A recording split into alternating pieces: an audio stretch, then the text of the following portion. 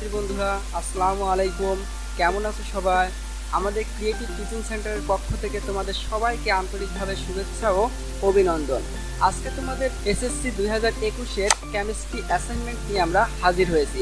তোমাদের অ্যাসাইনমেন্টে যে নির্ধারিত কাজ দেওয়া হয়েছে সেটি তোমাদের তৃতীয় অধ্যায়ের পদার্থের গঠন এই অধ্যায় থেকে কমপ্লিট করতে হবে।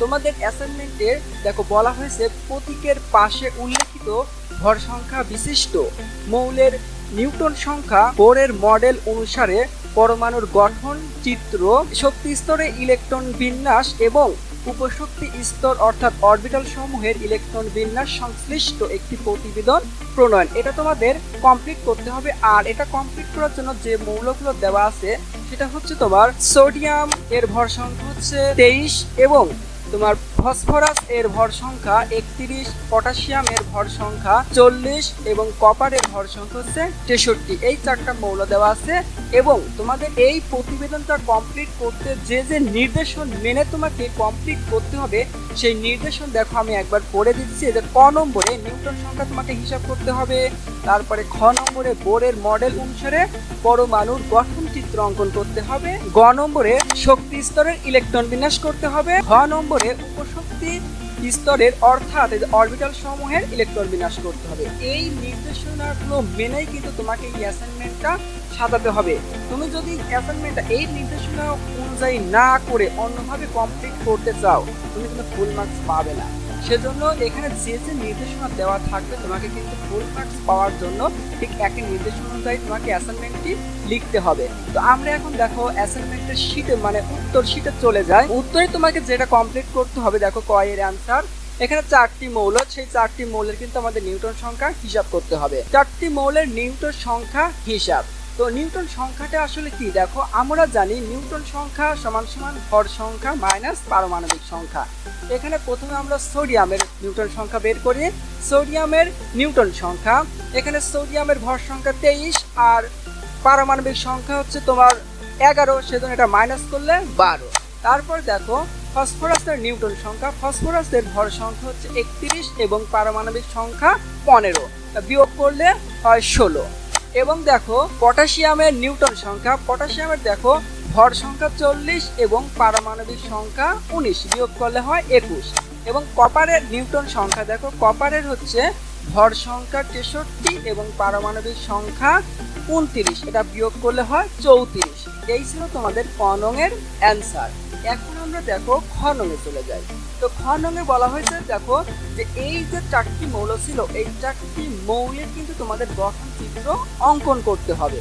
তো সেই গঠন চিত্র আমরা অঙ্কন করি। চারটি মৌলের বোরের মডেল অনুসারে পরমাণুর গঠন চিত্র অঙ্কন। তো প্রথমে সোডিয়ামের ইলেকট্রন বিন্যাস করি। সোডিয়ামের পারমাণবিক সংখ্যা 11। তো ইলেকট্রন বিন্যাস দেখো 1s square 2s square 2p6 3s1। এটা হচ্ছে তোমার সোডিয়ামের ইলেকট্রন বিন্যাস। আর সোডিয়ামের যে গঠন চিত্রটা আছে সেটা কিন্তু এখানে অঙ্কন করা হয়েছে। দেখো আমরা জানি দেখো প্রথম শক্তি স্তরে ছিল 2টা ইলেকট্রন, এই যে এখানে একটা এখানে 2টা ইলেকট্রন। আর দেখো দ্বিতীয় নম্বর শক্তি স্তরে ছিল তোমার 8টি ইলেকট্রন, মানে এখানে 2টা, এখানে 2টা, এখানে 2টা, এখানে 2টা, এই হচ্ছে তোমার মোট 8টি ইলেকট্রন। এবং দেখো তৃতীয় শক্তি স্তরে মাত্র 1টি ইলেকট্রন, এখানে 1টি ইলেকট্রন। এই ছিল হচ্ছে তোমার সোডিয়ামের একটা মূল গঠন। তারপরে দেখো আছে তোমার ফসফরাসের। তো ফসফরাসের প্রথম ইলেকট্রন বিন্যাস করি। ফসফরাসের পারমাণবিক সংখ্যা 15। তো এই ইলেকট্রন বিন্যাস করে দেখো 1s square 2s square 2p6 3s square 3p3। এখন এর যদি আমরা গঠন চিত্রটা অঙ্কন করি দেখো এর যেহেতু প্রথম শক্তি স্তরে তোমার দেখো 2টি ইলেকট্রন আছে, আমরা 2টি ইলেকট্রন দিয়েছি। এবং তোমার দ্বিতীয় শক্তি স্তরে 8টি ইলেকট্রন আছে, আমরা দেখো 8টি ইলেকট্রন দিয়েছি। এবং তোমার তৃতীয় শক্তি স্তরে 5টি ইলেকট্রন আছে, আমরা দেখো 5টি ইলেকট্রন দিয়েছি, 5টি ইলেকট্রন। তো এখন আমরা পটাশিয়ামের ইলেকট্রন বিন্যাসে আসি। পটাশিয়ামের পারমাণবিক সংখ্যা 19। এর ইলেকট্রন বিন্যাস দেখো 1s square 2s square 2p6 3s square 3p6 4s1। তো এর মূল গঠনটা যদি আমরা অঙ্কন করি, দেখো এর প্রথম শক্তি স্তরে 2টি ইলেকট্রন আছে, আমরা 2টি ইলেকট্রন দিয়েছি। আর দ্বিতীয় শক্তি স্তরে 8টি ইলেকট্রন আছে, আমরা এই 8টি ইলেকট্রন দিয়েছি।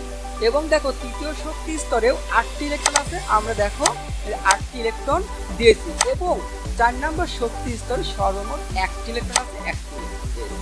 এবার আমরা কপারের ইলেকট্রন বিন্যাসে আসি। তো কপারের দেখো পারমাণবিক সংখ্যা 29, এর ইলেকট্রন বিন্যাস 1s square, 2s square, 2p6, 3s square, 3p6, 3d10, 4s1। এই ছিল হচ্ছে তোমার কপারের ইলেকট্রন বিন্যাস। আর কপারের মূল গঠন চিত্রটা তোমরা কিন্তু এখানে দেখতে পাচ্ছ। তো কপারের দেখো প্রথম শক্তি স্তরে 2টি ইলেকট্রন আছে, আমরা 2টি ইলেকট্রন পেয়েছি। এবং দ্বিতীয় শক্তি স্তরে দেখো 8টি ইলেকট্রন আছে, আমরা 8টি ইলেকট্রন দিয়েছি। এবং তৃতীয় শক্তি স্তরে মোট 18টি ইলেকট্রন আছে, আমরা মোট 18টি ইলেকট্রন দিয়েছি।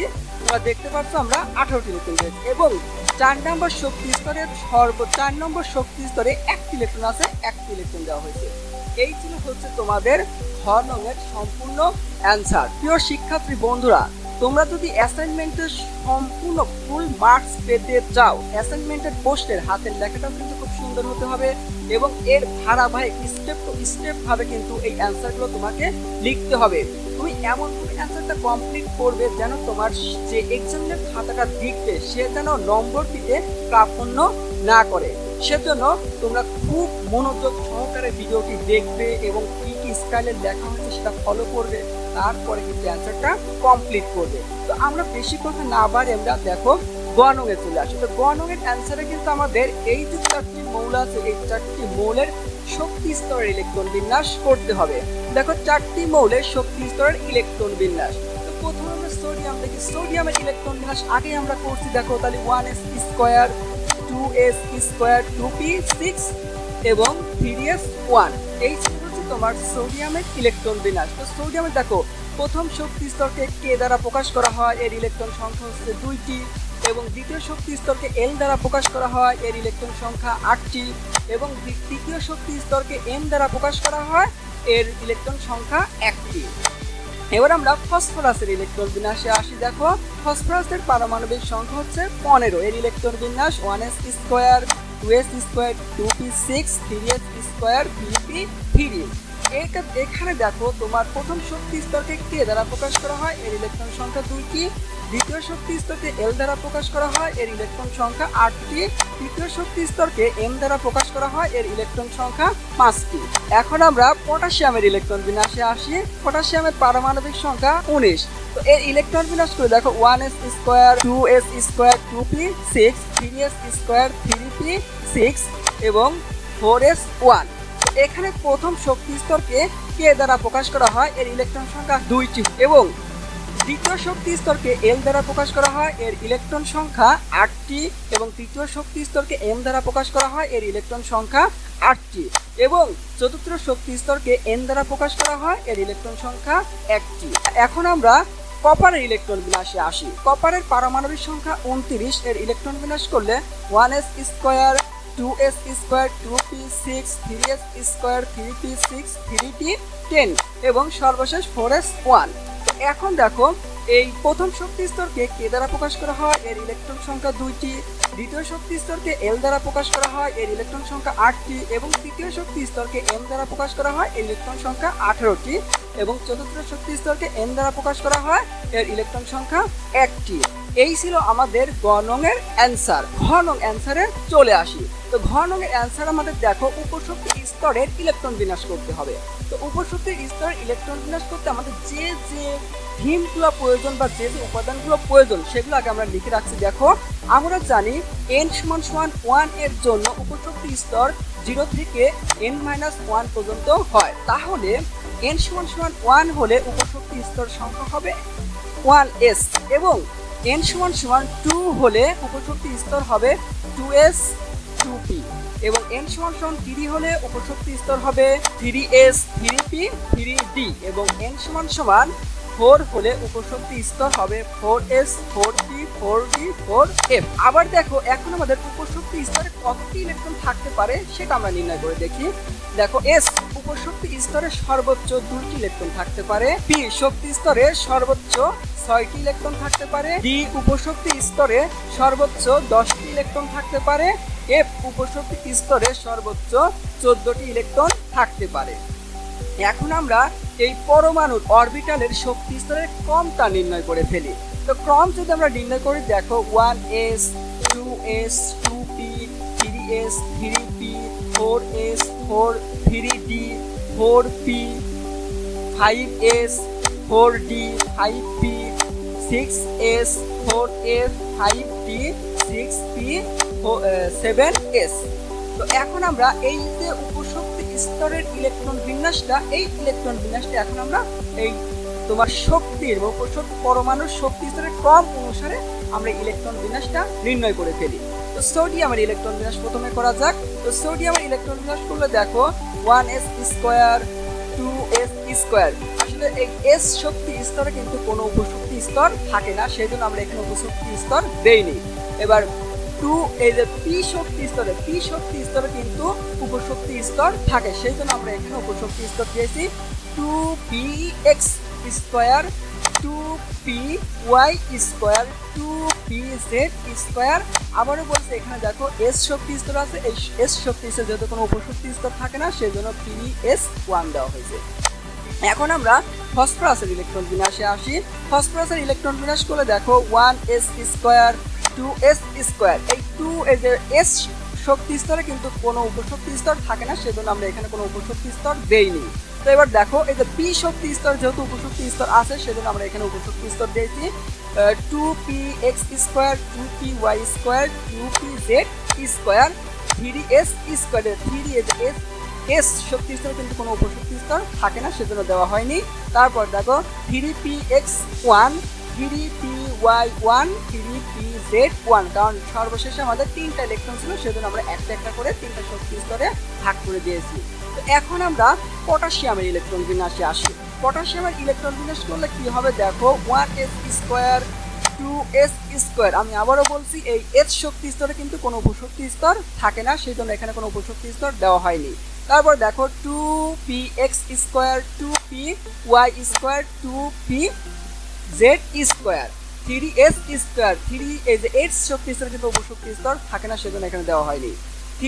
তারপর দেখো 3px square 3py square 3pz square, আর সর্বশেষে আছে হচ্ছে 4s1, তার মানে এই যে এস শক্তি স্তরে কোনো উপশক্তি স্তর থাকে না।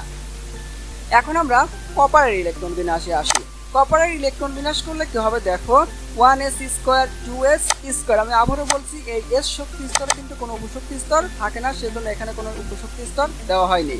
তো তারপর দেখো 2px square 2py square 2pz square 3s square. এখানে এস শক্তি স্তরে কিন্তু কোনো উপশক্তি স্তর নেই। তারপরে দেখো 3px square 3py square 3pz square. এখন দেখো আমরা ডি শক্তি স্তরে আসি।